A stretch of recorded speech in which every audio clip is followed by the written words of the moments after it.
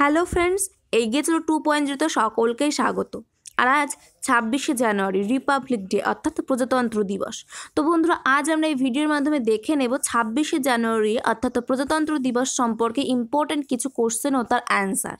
তো বন্ধুরা, আর কোনো টাইম ওয়েস্ট করছি না, চলুন শুরু করা যাক। শুরু করার পূর্বে সকলের কাছে ছোট্ট একটাই রিকোয়েস্ট, যারা আমাদের চ্যানেলে নতুন এসেছেন চ্যানেলটিকে সাবস্ক্রাইব করে পাশে থাকা বেল আইকনটি প্রেস করে রাখবেন এই ধরনের ভিডিওর আপডেট আরও পাওয়ার জন্য। তো চলুন দেখা যাক প্রথম কোশ্চেন কি বলছে। ফার্স্ট কোশ্চেন কি বলছে, বছরের কোন দিনে প্রতি বছর প্রজাতন্ত্র দিবস উদযাপন করা হয়? তো এখানে সঠিক অ্যান্সার হচ্ছে 26শে জানুয়ারি। 2 নম্বর কোশ্চেন কি বলছে, 2022 সালে ভারত কততম প্রজাতন্ত্র দিবস উদযাপন করে? তো এখানে সঠিক অ্যান্সার হচ্ছে 73তম প্রজাতন্ত্র দিবস। তো আজ কিন্তু 73তম প্রজাতন্ত্র দিবস ভারত উদযাপন করছে।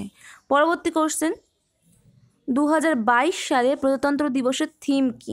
সঠিক অ্যান্সার ইন্ডিয়া @75। পরবর্তী কোশ্চেন কি বলছে, প্রথম ভারতীয় প্রজাতন্ত্র দিবস কবে পালিত হয়? সঠিক অ্যান্সার 26শে জানুয়ারি 1950। 5 নম্বর কোশ্চেন কি বলছে, প্রজাতন্ত্র দিবসের প্যারেড আয়োজনের জন্য কোন মন্ত্রক দায়বদ্ধ? সঠিক অ্যান্সার প্রতিরক্ষা মন্ত্রক।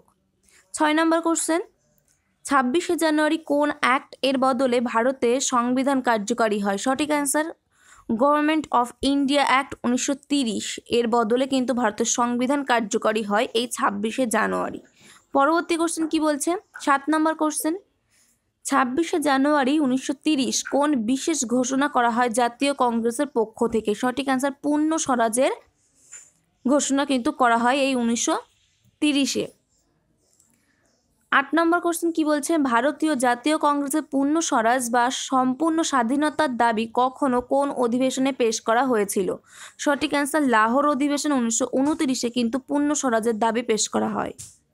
9 নম্বর কোশ্চেন কি বলছে, 26শে জানুয়ারি 1950 ভারতের কোন রাষ্ট্রপতির মেয়াদ শুরু হয়? সঠিক অ্যান্সার রাজেন্দ্র প্রসাদ, ডক্টর রাজেন্দ্র প্রসাদ। পরবর্তী কোশ্চেন, ভারতের সংবিধান গণপরিষদে কবে গৃহীত হয়? 26শে নভেম্বর 1949। সঠিক অ্যান্সার। পরবর্তী কোশ্চেন, ভারতের সংবিধান কবে কার্যকরী হয়? 26শে জানুয়ারি 1950। 12 নম্বর কোশ্চেন, ভারতের সংবিধানের জনককে? ডক্টর BR আম্বেদকর কিন্তু সঠিক অ্যান্সার। 13 নম্বর কোশ্চেন কি বলছে, ভারতের সংবিধান তৈরির সময়কাল কত? সঠিক অ্যান্সার 2 বছর 11 মাস 18 দিন। সঠিক অ্যান্সার 2 বছর 11 মাস 18 দিন। আর ভারতের এই সংবিধান কিন্তু বিশ্বের বৃহত্তম লিখিত ও জটিল সংবিধান। আর এটা তৈরি করতে কতদিন সময় লাগে? 2 বছর 11 মাস 18 দিন। পরবর্তী কোশ্চেন, প্রজাতন্ত্র দিবস এর 3 দিন পর অর্থাৎ 29শে জানুয়ারি কি পালন করা হয়? সঠিক অ্যান্সার বিটিং রিট্রিট। পরবর্তী কোশ্চেন, প্রজাতন্ত্র দিবসে ভারতের কোথায় জাতীয় পতাকা উত্তোলন করা হয়? সঠিক অ্যান্সার লালকেল্লা। 16 নম্বর কোশ্চেন, ভারতের জাতীয় পতাকার নকশার রূপকার কে ছিলেন? সঠিক অ্যান্সার পিঙ্গালি ভেঙ্কায়া।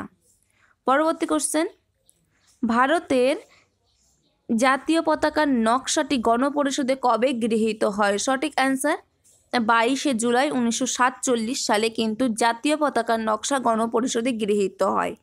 18 নম্বর কোশ্চেন, ভারতীয় জাতীয় পতাকার দৈর্ঘ্য আর প্রস্থের অনুপাত কত? 3:2 কিন্তু সঠিক অ্যান্সার। পরবর্তী কোশ্চেন 19 নম্বর কি বলছে, জাতীয় পতাকার অশোক চক্রে কয়টি স্পোক আছে? তো এখানে সঠিক অ্যান্সার হয়ে যাবে কত? 24টি স্পোক।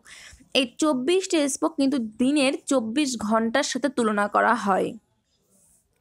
সঠিক অ্যান্সার 24টি। পরবর্তী কোশ্চেন, ফ্ল্যাগ কোড কবে চালু হয়? সঠিক অ্যান্সার 2002 সালের 26শে জানুয়ারি থেকে কিন্তু ফ্ল্যাগ কোড চালু করা হয়। পরবর্তী কোশ্চেন, জাতীয় পতাকার গেরুয়া রং কিসের প্রতীক? সঠিক অ্যান্সার ত্যাগ ও সৌর্যের প্রতীক গেরুয়া রং। আর সাদা রং কিসের প্রতীক? শান্তি ও পবিত্রতার প্রতীক।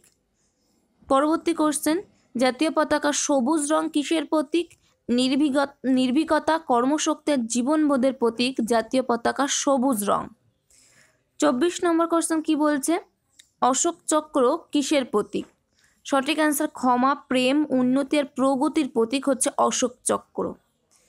সর্বশেষ কোশ্চেন কি বলছে, 25 নম্বর কোশ্চেন, অশোক চক্রের নকশাটি কোথা থেকে নেওয়া হয়েছিল? সঠিক অ্যান্সার, সম্রাট অশোকের সারনাথ থেকে কিন্তু এই অশোক চক্রের নকশাটি নেওয়া হয়েছিল।